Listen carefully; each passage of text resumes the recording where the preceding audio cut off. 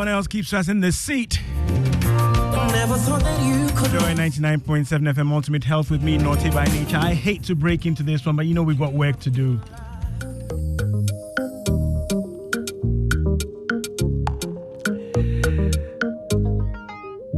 Welcome aboard and many thanks for tuning in. Some call it a dial. You know it's another. Some call it a program.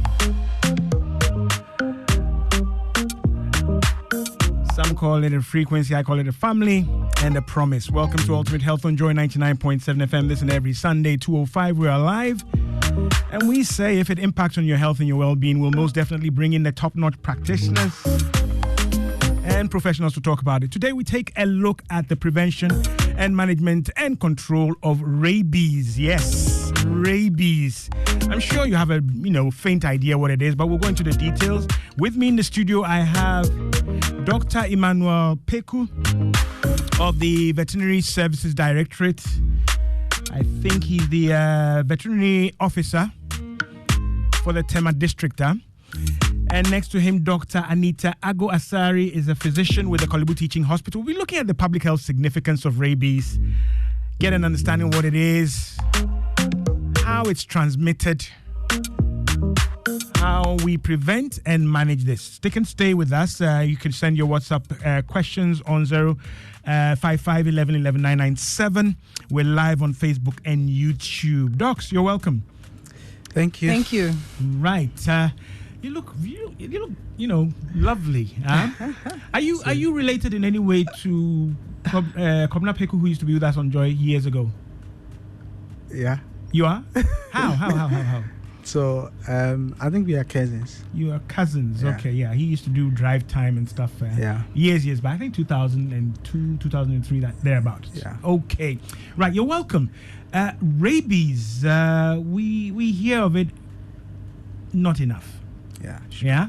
It looks like we're not worried about it. We don't talk about it. And I know there's an ongoing campaign with some, should I say, donor or donor support, right? So let's get into the business and start with the two of you to educate my listeners. Rabies, most people relate it to dogs, but let's get specific. What is rabies first and foremost? Thank you so much for this great opportunity. It's been wonderful coming here, and want to also say want to also greet all your listeners, right. And we thank them for this opportunity too. So rabies is a viral infection. If I say virus infection, these are pathogens that you cannot even see with your eyes. Okay.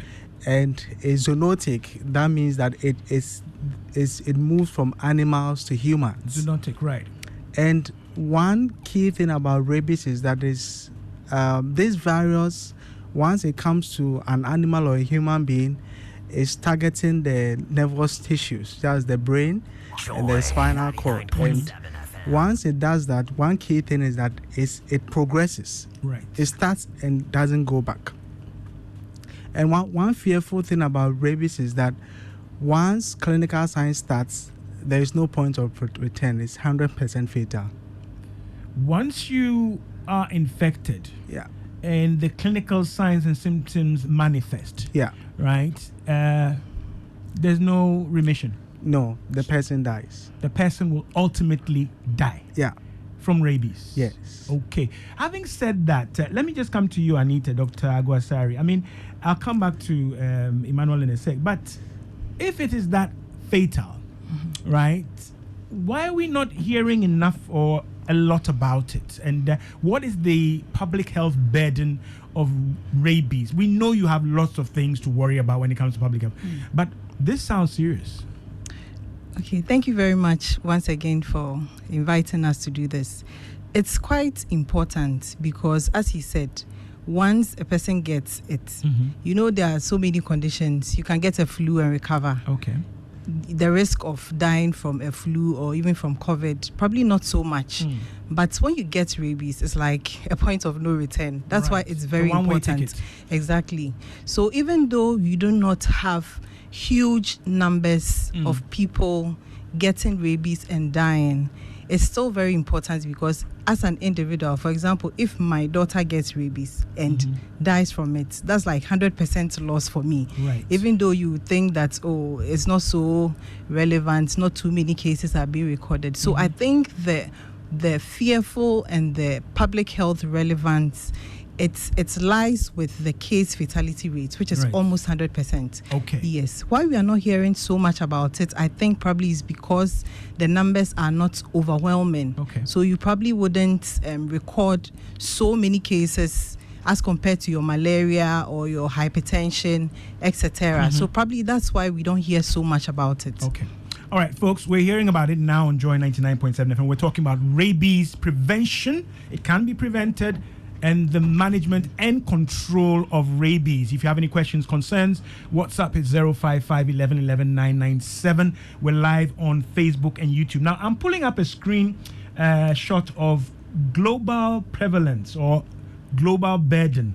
And when I look, Ghana is in, well, it says an estimated 60,000 people die of rabies, one of the oldest and most terrifying diseases known to man. And a color-coded world map shows that, well, firstly, rabies is endemic in Ghana, right? Dr. Peku will speak to that in a second. And then I think we are in the region of about 90 to 400 deaths, right? Either that or the 20 to 90 range. But let's explain to my listeners, when I say rabies is endemic, what does it mean? So if we say rabies is endemic, it means that the disease is present with us and has stayed with us for all these years. Okay. And just like we can say malaria. Exactly. Right. One key thing about rabies is that it's one of the underreported tropical disease that you can talk about. Okay. And because it's underreported, and like Doc said, it actually happens in very marginalized communities where people cannot even afford. Those are the people that mostly die. Okay. Because they cannot afford the post-exposure prophylaxis and all that. So most of the time it happens. So in the lay language, we'll say that it's a poor man's disease. Okay. And it's one of the key things why we are not even talking about it and all that. So right now, part of the world, even the rich or the not so poor are not so well educated. Exactly. Right. So it may not even be restricted to poor people. Exactly. Yeah. Exactly. One thing is that most of the cases, like we said, is mostly dog mediated, because dogs are mostly very close companions who normally carry the virus, because they are the reservoirs and all that. So because one, if you look at our part of the world, the attention that we put in place to take care of our dogs and other pets is very, very low. Okay. So in so doing, you have a lot of these cases happening in our communities. Right. If you come to my community, my metropolis, for example, just within this year, we've had more than 5 confirmed cases in dogs. Right. And you have a case that one dog probably may actually will actually bite more than about 5 people. Okay. So in such cases, if these people are not able to afford this post-exposure prophylaxis and clinical signs starts, these people are actually going to die in a way. So it makes it very, very scary, because we are living with these animals within our community, but little attention is known. Like you're saying, public education, people don't know what disease can cause. And we are also not paying close attention to these things. The public education is very, very low. Okay. And because of that, we actually handle them anyhow, and it causes a whole lot of problems. Okay. Yeah. I'm aware there's an ongoing campaign. We'll emphasize on that, but let's get the basics. Yeah. Okay. We've said rabies is viral, it's zoonotic, it can move from animals to human beings, right? And the case fatality is 100%. If you get it and nothing is done, you will die. Yeah. All right. But let's come to brass tacks, basics. So what is it? Where does it come from? With COVID, we know we got an understanding after some time. It should have, or it's said to have come from here. Where does rabies come from? Okay. Dr. Aguasari. Okay, thank you. So rabies is endemic, like he said. Yeah. And the endemicity is maintained within the dog population. Okay. Both the wild and then the domestic. So you find that it's being transmitted from dog to dog. That's what. So when a human being comes into contact with the saliva of the rabid dog. So in saying that means that if you are bitten by a dog who doesn't have rabies, you don't get it. Okay. But if the dog does have rabies and then it bites you or scratches you, or maybe even just licks part of your skin that is broken skin. So anytime there's a breach in either your mucous membrane, like around your eyes, inside your lips, you know, all those places inside the nose and all that, or just the skin broken from maybe you just went to the kitchen, you got a cut, and then your rabid dog bites you or licks the place. Then means there's a breach in the skin, and then the virus can enter into the body. So initially it would go into your muscles. I won't go too deep, but then it doesn't multiply much over there locally. But then it ascends to the central nervous system, and then once it hits the central nervous system, that's then your brain, the spinal cord to the brain, then there's no return. So where it comes from is basically from mainly the dog population, accounting for about 90 to 99% of all rabies cases. But then we have other animals as well, like other mammals that also carry rabies. Cats, so cows, even bats. Exactly, bats and all that. So even in in Accra here, we have bats around.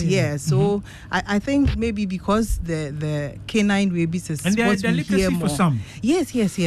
So maybe it's even a source of transmission, because some of the cases that we get, you usually don't hear of the dog history, dog bite history.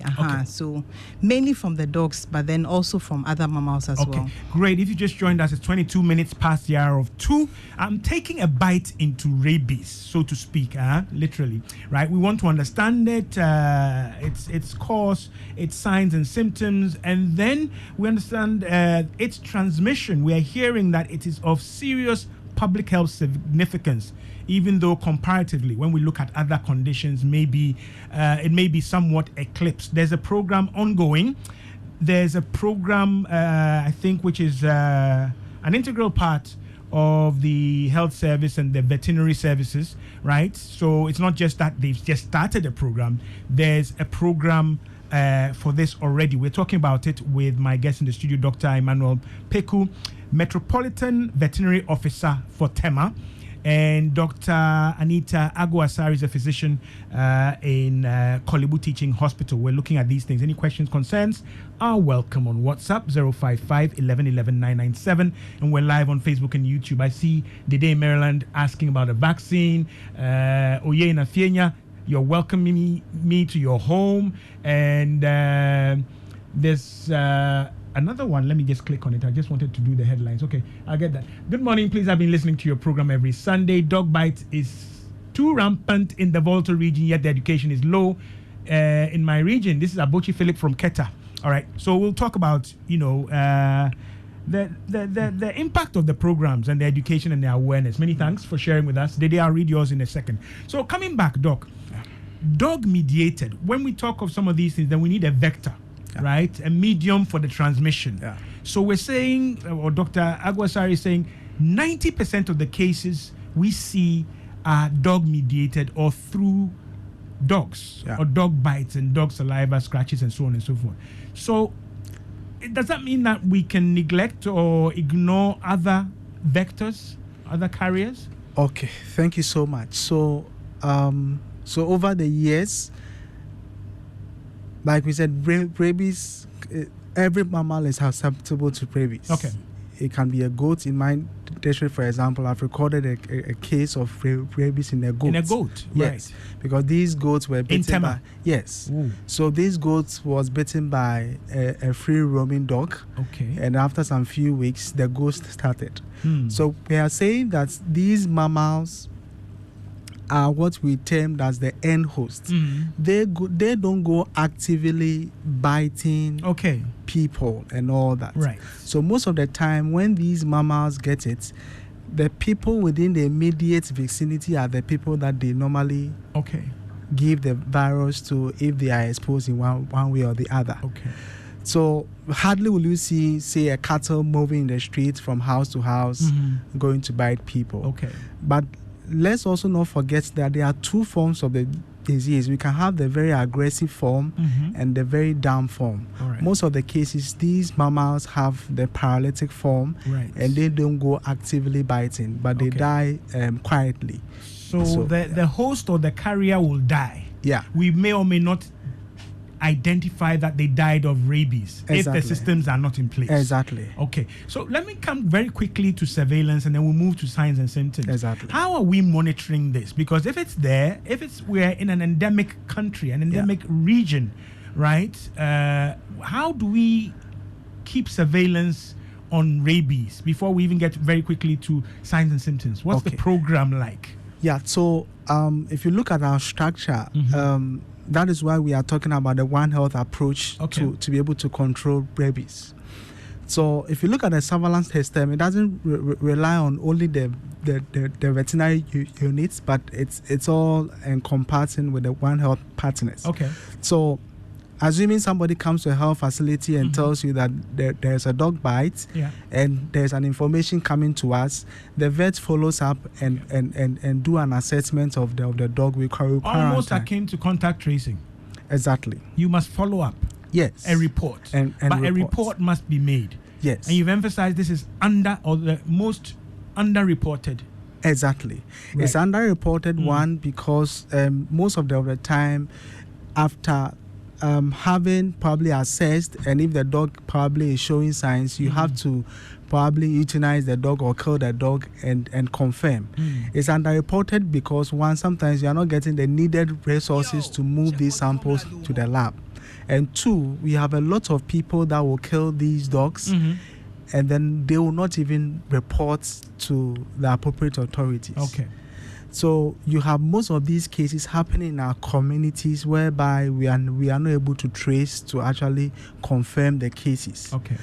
Most of the time, the cases that come are people that probably people that probably have a care for their animals, or people that probably are bitten in one way or the other. Okay. Those are the people, and you have a handful of them coming to the veterinary clinics or the veterinary centers to be able to report these cases. Okay, 27 minutes past the hour of 2 on Joy 99.7 FM. If you just come aboard, this is Ultimate Health on Joy 99.7 FM with me, Note by Nature.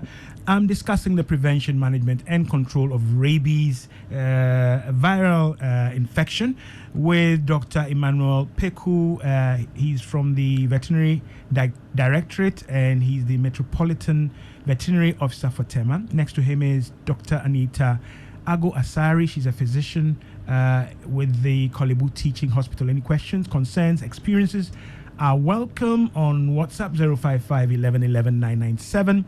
And we're live on Facebook. And shortly, I will activate the phone line so you can bite them directly. Right. So coming back into the studio. So this is the surveillance framework, right? There must be a report and there must be a follow-up by the veterinary service or by the health service? By the veterinary service. So this report must be made to the veterinary service? Exactly. Not to a hospital, not to Kolebu, if a report goes to the hospital, it has to be referred to the vet, where the vet will follow up. Okay. Because we know the signs and then we can be able to identify if the dog is rabies. So since I have a physician and a veterinary officer, both of you are doctors, what's the relationship like, though you look like you're friends? I mean, system-wise, I'm very serious, system-wise and surveillance-wise, how does it work? Are you going to struggle to get the, let's say, Accra Metropolitan Veterinary Officer to report a case and get the follow-up? How does it go, Dr. Abu? It's not a struggle at all. So the physician who sees... Talk through. So the physician who sees, or any clinician who sees, is supposed to alert the patient to ensure that they do report to the veterinary. And also you can, within the municipality or district, you can also give a call to the veterinary officer to come over to help assess the situation. Okay. And the response is prompt?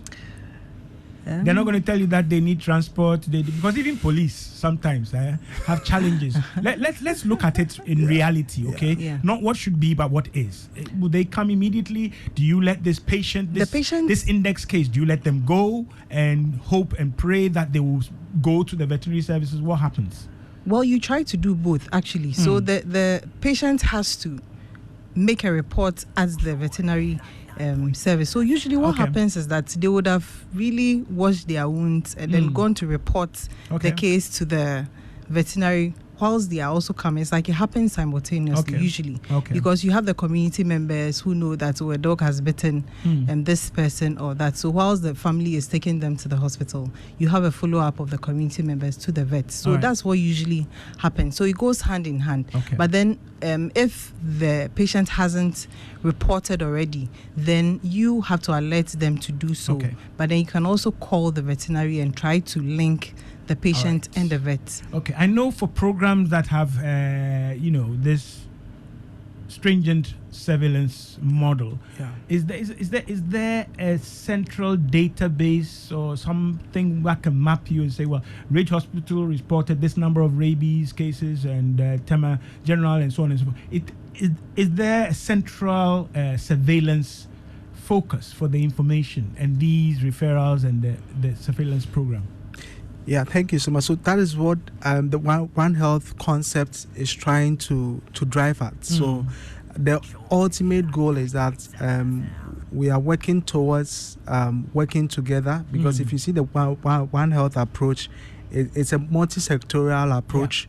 The health of our environment, the health of our animals, the health of human beings is all related. Exactly. Right. So we are still in the process of looking at how best we can probably link up these data and all that. In fact, if you look at the One Health approach, if you go to the national level, it works very well, where veterinary shares or the animal health sector shares information with the human health and all that. But I love it when you talk like this. Look, even with national ID card, banks will tell you they are still photocopying the same thing which they say they have access to and so on. You're telling me that there's this seamless integration within the health sector when it comes to this? The national level. But when you come to the district level where the whole show happens, it doesn't click very well. Right, okay. Information sharing sometimes is difficult. Difficult in the sense that you may have a physician probably not even referring cases to the vet for the vet to follow up and all that. Okay. So it's still something that we need to work at. Folks, if you just joined us, 32 minutes past the hour 2 on Joy 99.7 FM. I'm being very pernickety and fussy about the details, because if we are talking about prevention, surveillance is key. We must know what is happening, the magnitude of what is happening, the spread. Somebody just called, sent a message that in Volta region, Charlie Dog by Don't Joke is happening live, right? I saw some data which suggested Ashanti is quite high and a few other things. I'm reluctant or reticent to use them because I haven't fully read the reports, okay? But so in terms of Ghana, very quickly, Dr. Peku, what's the spread looking like? Do we have any nodal or focal or hot points when it comes to rabies that we should be focusing campaigns and interventions on? Thank you so much. So rabies in Ghana is everywhere. True. In fact, I can't single any community in Ghana that doesn't have rabies. Okay. And I just want everyone to know general that awareness. Rabies is so close to any person. Right. Because in our communities, there are dogs, there are all these hosts. You never know where a dog will come close to your child or somebody to bite the person. And the key thing that we are saying is that we need to do extra more to vaccinate our dogs. Okay. Great. If you just joined us, we're talking about rabies on Ultimate Health, Joy 99.7 FM. Dede has been typing in Maryland. Dede, welcome. Is there a vaccine for rabies? If vaccinated, is it for life, or does one need to get additional booster shots? And after how many months or years? So what's the routine for vaccination? Can one get rabies from consuming a rabid animal? Or the heat, depending on its intensity from cooking, kills the virus? Dede wants to know. I don't think she's planning to eat a dog, but very relevant questions. Let me just see if I have a couple more. WhatsApp is 055 11 11 997. This one says, also from the US, I want to ask, is the treatment of rabies free? And how is the government tackling the spread of rabies in our community, since few people properly take care of their pets? In the foreign countries, you need a license for your pet, and you need to keep up with its vaccination. This is from Herman Amwaku. Oh, it's in it says Dansoman. Okay, but the number is a US number. Okay, right. So he's asking about licensing for pets, and then whether the treatment for rabies is free. Can we quickly hit those? And So when it comes to the treatment of rabies, I think Dr. Asari will talk a little bit about it. But when it comes to the dog vaccines, in fact, now we have a whole lot of NGOs supporting us to embark on free vaccination campaigns and all that. Okay. But ultimately, if you look at the cost of even vaccinating a dog, it's very, very cheap in our country. You don't have to spend more than, say, 50 cedis to vaccinate a dog. And it's once every year. Once you vaccinate a dog, it's for a whole year. It's valid for 1 year. Okay. And the dog is protected. All right. What about vaccines for humans? So the human vaccines, you are supposed to take, if you are bitten by a confirmed rabies dog, you are supposed to take 5 vaccines. That takes a whole month. Okay. And 5 vaccines or 5 shots within a month? 5 shots within a month. All right. So different doses within a month. Because you have a confirmed rabies dog and a bite. Exactly. Okay. So the course is 5 vaccines. All right. And these vaccines, as and when it's available in the health centers, you may have it for free, or you may have to go and buy it. All right. Clarify something for me, Dr. Pickwen, for my listeners. Vaccine and prevention, right? But here I hear you speaking of a confirmed case, right? An exposure, right? And possible or probable infection, and then vaccination after that. Right. I want to clarify for my listeners. Is that vaccination? Is that treatment? What is it? Okay. So we still want to emphatically say that there is no treatment once clinical science starts. Okay. But it's 100% also vaccine preventable. Right.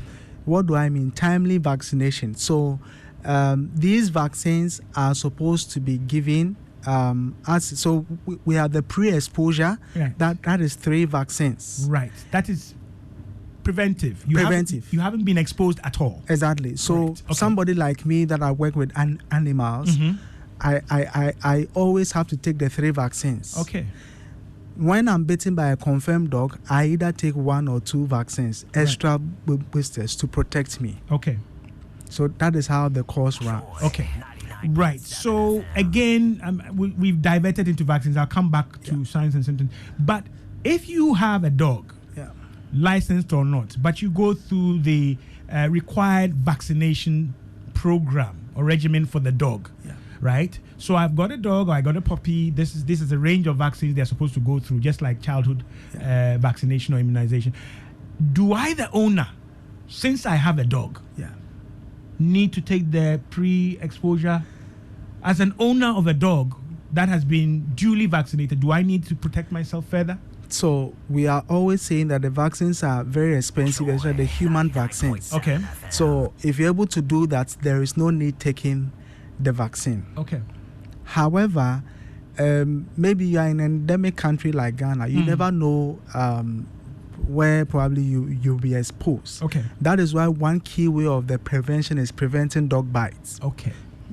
Going to the territories of dogs whereby probably you can be bitten and all that. So because of how expensive it is, we don't want to encourage every pet owner to go and take the vaccine. Okay. Because if we do that, it will result in a state whereby people that duly need it may not even get the vaccine. Okay, understood. All right, folks, 39 minutes. The clock is ticking. I'm going to activate the phone line. We're talking about vaccine. We're talking about prevention, management, and control of rabies on Ultimate Health. Joy 99.7 FM with me, Norte by nature. I'm in the studio with Dr. Emmanuel Peku of the Veterinary Services Directorate. Next to him is Dr. Anita Aguasari. She's a physician with the Kolibo Teaching Hospital.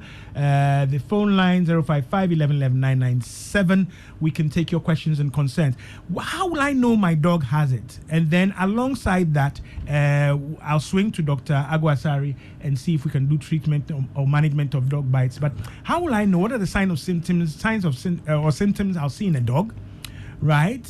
And is there an asymptomatic phase which can still be transmissible? Thank you so much. So one key thing, I just will use this acronym ALPHA to describe the signs and symptoms. Alpha. ALPHA. Exactly. Alpha. Yes. Okay. So one key thing is that the dog will have a change of behavior. So the A, which is alpha, is aggressiveness. So okay. A dog that probably is very normal or very quiet dog will now tend to be aggressive in the sense that maybe it may bite without provocation. All right. When you see that sign, you have to be suspicious. Right. 2, when you are taking the aggression, which is out of character. Exactly. All right. So it can be either way. Some dogs are bad news already. Exactly. All right. Okay. So they are bad news, but this one, in fact, every dog will bite when it's stressed up. Okay. It can be either way. You may have a very aggressive dog also becoming very quiet. Right. That's a paralytic state. So let me just quickly take this call and bring you back on track. Okay. Hello, good afternoon. Hello, good afternoon. Right. Who is this? Is it Bishop? This is Dr. Che speaking. Dr. Che, right. Are you a veterinary doctor or is this a Dr. Che I know? Yes. Let me question Dr. Che. Yes. In the past, when rabies vaccinations were done yearly, which was general, it means every year the campaign were done and then the incidence of rabies bites were lower as compared to modern times when these programs have been ceded to the local government, local authorities.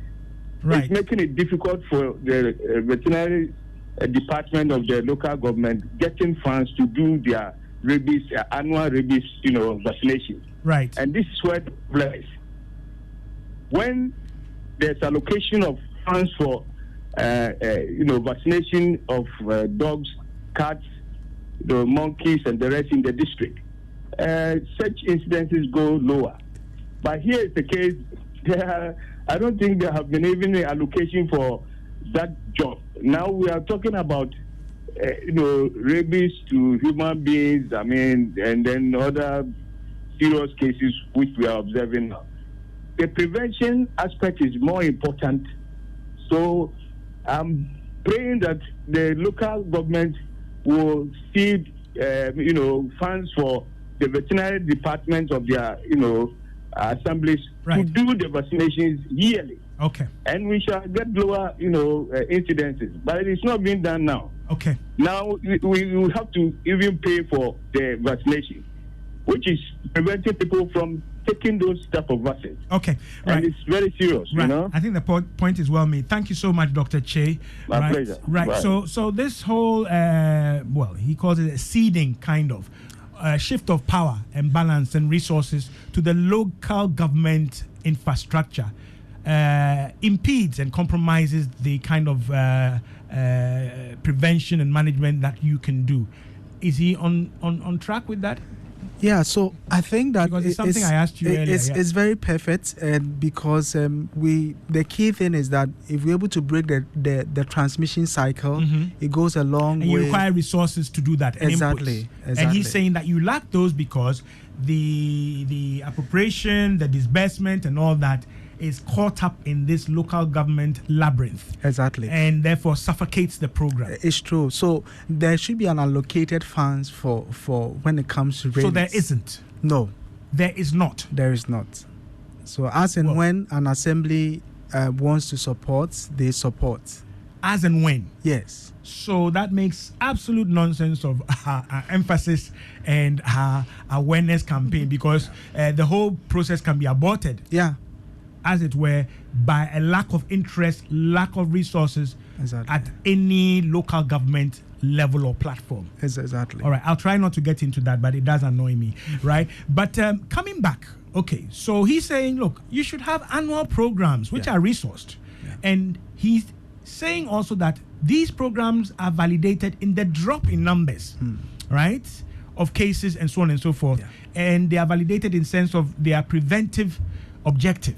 But we have these challenges strangulating them. Just quickly, Dr. Peku, I know there's an ongoing push, right? And it has some support, which maybe somewhat sidesteps these challenges. Okay. Right. So thank you so much. So I don't know if I should still go back to the science. No, I just want you to talk about the support you have, and then we'll come back. So now ECOWAS has given us vaccines. So now we have rabies vaccines in the country. Okay.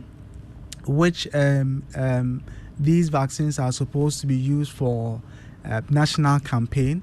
So these vaccines have been dispersed already in the various municipalities and all that. So I think that in the coming weeks there will be probably announcements in various communities for people to have their dogs being vaccinated for free. Okay. However, we always, if you come to my municipality, for example, maybe Pokatamanso, where I do an oversight responsibility, we are doing free vaccinations. How are you able to do free? So you have, in our place like this, we have an NGO that is supporting us. Right. Mission Rabies is giving us the vaccines for free. The name again? Mission Rabies. Mission Rabies. Yes. Okay. Yes. It's a local NGO? No, it's an international NGO that is supporting us. Right. Yeah. And you have people like maybe Breakthrough Action also supporting with the sensitization and all that. What is Breakthrough Action? It's also an NGO that is also supporting this whole idea. So these are international NGOs that are supporting. Yeah. So Breakthrough Action, I think it's a USAID program. Yeah, they actually help with the sensitization, printing out flyers and helping. Breakthrough Action. Okay, we thank them for supporting this program. I'm fast running out of time, but let me come back to signs and symptoms in the dog. We started with alpha, aggression. Aggression. Can we run through them quickly? Lethargic or being lethargic, that's weakness. Weakness. The P, normally you have paralysis. Right. The H, you have hypersalivation or hydrophobia. Okay. And fear of water. Exactly. Okay. And the A is abnormal vocalization, where you have the dogs or the humans having the barking is not the same. Exactly. It changes and all that. So these are, if you see these signs, you should suspect aggression. Aggression, lethargy, weakness. Yes. Paralysis. Yes. Okay. The H hypersalivation, drooling, and all that. Okay. And the last A is abnormal vocalization. Okay. Yeah. Great stuff. I have a caller on the line. Hello. Good afternoon. Good afternoon, Ote. Sorry if I've kept you on the line. Who's this? Otu Watson from Tema. Otu, shoot quickly. Shoot your bullets. Yeah, I'm asking. Formally, we can hear from the van or cars going around that bring your dogs and rabies around. So nowadays they are stopped. Is that any problem? That is why they are stopped. Because normally they always come around and tell us that bring your dogs around. But now they are stopped. Right. Okay. So if you see some dogs, nowadays I think some dogs, a lot of dogs don't have no. Formally, you saw a dog have some chain or something in his neck. You see this dog have some injection of rabies with something. So if the bird kills because the big bird, they have some rabies lances on its neck. But now they can't see that. What's the problem? All right. So he's aware of the program. Should I say recurrent programs? There are information service vans going around announcing bring your dogs for vaccination. He says he doesn't see that anymore. Is that the same local government resource Crunch? Same, yeah. Okay, right. So we'll see. I try to avoid some of the government officials because when they get on my platform, they are not as assertive as they should be. 030212216541. This one says, "Hi, Naughty by Nature. Good job always. Kindly let your resource person assist me with this, okay? I'm currently staying with my in-laws who have a dog strapped at the back of the house, which comes out by itself once in a while and is driven back again. Please let me understand. There are quite a number of us in the house. What are our safety chances in the house? It has never been vaccinated, nor is it licensed." This is Zet from Aquitiman. Any comments on that? So I will entreat him that he should just get the nearest veterinary clinic, and he should just go to the assembly. In every assembly, District assembly. Exactly. The Right. veterinary unit is there. He'll get somebody to do the vaccination for him. Okie dokie. Right. So, Dr. Che brought this up, and there was a question earlier, I think from Dede.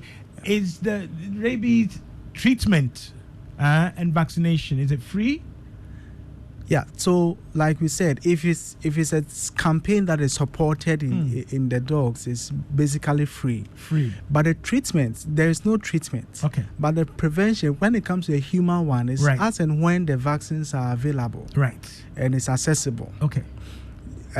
If it's not What is accessible, the current state of availability? I'm sorry, I'm cross-examining you. But yeah, it's if you go to the health centers, it's basically very, you don't even have it. it's scarce. Yes. Okay. So because you have to sometimes go and buy. I hear when I listen to Zipline, my friends at Zipline, they say, "Oh, we're flying out some of these snake venom serum, and all those kinds of things." You're saying rabies vaccine is scarce. It's scarce, yes. Okay. So with what are you running the current campaign? So it's for the animal sector. Don't tell me IMF gave us some. No. So with the animal sector, the vaccines are there so much. Okay. They are more than enough. Right. But it's only the human one that you may have it. Okay. A little bit. But the animal vaccines are so much in the Right. system that Okay. I think that no matter how many dogs you have, there's no problem. Okay. with It's looking vaccine. like I need to take another bite of this topic. But let me ask you this. You know, I have a vet who comes home, does the dog and all that. And there are many such vets, right? Yeah. There are also veterinary, should I say, outlets, Yeah. private. Okay. And then there's a public veterinary service. Yeah. Okay. How do I know the vaccine is patent, it's good? Am I supposed to check? Am I supposed to look at some dates? Because as soon as you jab my dog, I know we're good to go. Is there any process by which, you know, when you do your yellow card for vaccinations for travel, right? I know at entry points, they check the batch number as against, you know, and I see that the vets stick the batch number in the veterinary card of the dog. Yeah. Is that sufficient? So I would say that you should know who is coming, because there's not everybody that comes to your house that is even a vet. Okay. So you should try and get an ID card or an identification that shows that the person is a vet, because we have Qualified. a lot of people Okay. that move around. Okay. Vaccines are supposed to be kept on ice, so we say a cold chain. All right. So if somebody comes and probably is pulling something from his bag and injecting From as his backpack. rabies, Mm-hmm. you should know that it's not a vaccine. Uh-oh. So we should be very say, careful. Say that one again. So if Somebody comes to your house and then pull he it, has the vaccine or the injection, right? Yes. And then he pulls the vial from his bag. his bag. It's not under any cold chain, right? And then he jabs your dog, and then he peels off the thing he's supposed to peel off and puts it into the dog's vaccination card. Yeah. Then you need to be very careful, because it's supposed to be kept on ice. okay. Right. There are different treatment that we do for dogs, not just the vaccine. But if the person is doing a vaccination, and then he doesn't get he's not carrying a flask or anything, and it's just the drug is just in the bag. Right. It's not a vaccine. Especially if he says it's rabies. Yes. Okay. It's not a Any vaccine. vaccine for a dog should be kept on ice. kept on ice. And okay. it should be in a Coleman box or All right. anything that will Okie contain dokie. ice. I'm getting this from brother Sylvester Sigbaya.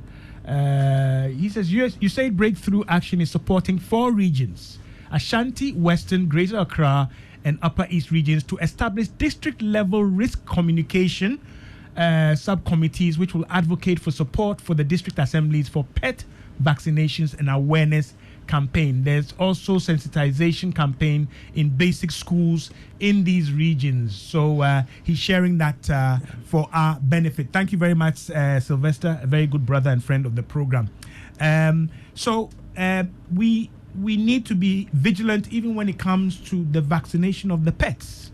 We may seem to be in compliance, but something may be wrong. Exactly. So that is why we are saying that go to a government facility where a veterinary clinic or office, make sure that you get a qualified officer to vaccinate your dog for you. All right. I know, Dr. Ago, I've left you out, but I'm going to take a separate bite of you probably next week with your permission. Yeah. Okay? I don't bite hard, but only on Sundays. Right? But coming back to you, Doc. So a rabies dog, confirmed. What do you do with that dog? Are you going to pump him with vaccines, or what do you do with a rabies dog confirmed? Thank you. So, before we confirm, once we see the signs are alpha in a dog, we don't wait. We quickly have to humanely kill that particular dog. Oh dear! Because the only way we can confirm is to get the brain of that particular dog and test. Okay.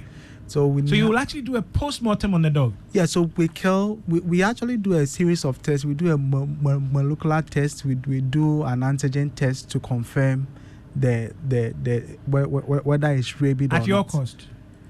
So we have we have the veterinary lab, which is resourced to be able to do that for us. Okay. So samples are taken to the lab for confirmation. But it's a one-way ticket for that dog?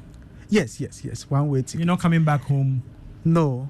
Oh, you have to do that to confirm, to protect other dogs, in the sense that once it's positive, we have to take an action and go around and do a mass vaccination. Okay, let me hit you. Right, let me hit you again for the benefit of my listeners. So they asked, can you get it from consuming the meat of a rabies animal, in this case dog, right? If it's cooked and whatever, is it the virus is still active? Very well. So if you look at the transmission, the virus is actually released mostly through the saliva. Okay. So if you have somebody butchering the dog or any animal that is rabies, the possibility of the person getting is when probably the person come in contact with the contaminated probably brain or other tissues. But once the meat goes to the fire and is being cooked, the virus denatures. But we have people that have gotten rabies through preparing the meat. And so that is where the risk is. But it's when the meat is cooked, the virus is denatured. But the risk of contaminating yourself is very high. When you are preparing. Right. We've got work to do on this. Ultimate Health is not going to let this go. I know there's also on the radar currently an anthrax outbreak. We'll have to look at that in separate installments. But Doc Aguasari, just before we leave, I mean, so are the symptoms or what? Let's say I've been exposed as a human being. Will I change? Yes. I will. Yes, you will. Will I be subject to the same alpha? Yes, similarly. Wow. So, like we said from the beginning, once the virus hits the central nervous system, then the symptoms start.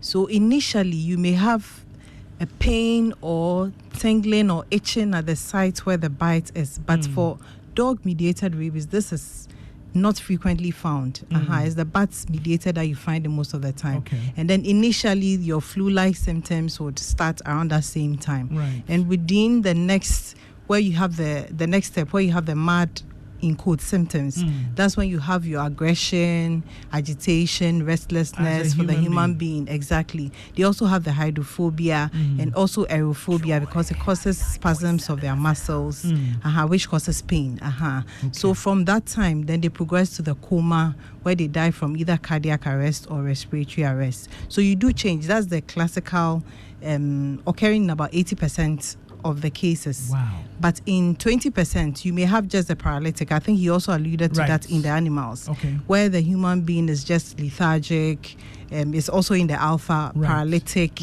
and then it would also progress eventually to respiratory arrest and then die. So you either change in one of these two ways. Wow.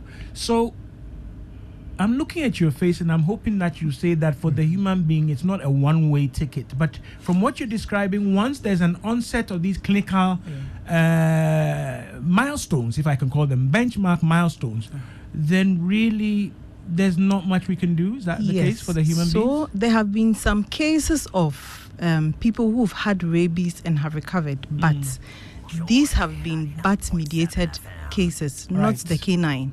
So yes, I think I came across some literature that has sized the 100% down to 99.99% case fatality rates because of these bat-mediated survival cases. But for our settings here, I don't think we've seen a rabies case confirmed that has survived. So we are still almost 100%. Whoa. Once you get it. Whoa. We try to dissect the issues and go drill deep down. But sometimes our findings are alarming, right? I'm hoping that you've been informed and transformed by this information. I will definitely, no fail.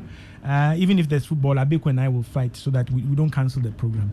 Apologies for last week. There was a football match, Black Stars match. But this is something I want to pursue, right? To go down into the clinical management, right? Into control. Yeah. So once you have a case, for example, in Tema, you said you had one somewhere, and you had one in a goat. What happens to the people of that area, the animals or dogs in that area? Are you going to check them? What do you have to do, right? Or is it just critical to isolate that nodal case and then consider it done? These are further questions that I need to ask. But again, I just want you, as we part, Dr. Peku, to hit on reporting. Where do you report? What are you required to produce? Okay, and must it be indicated or premised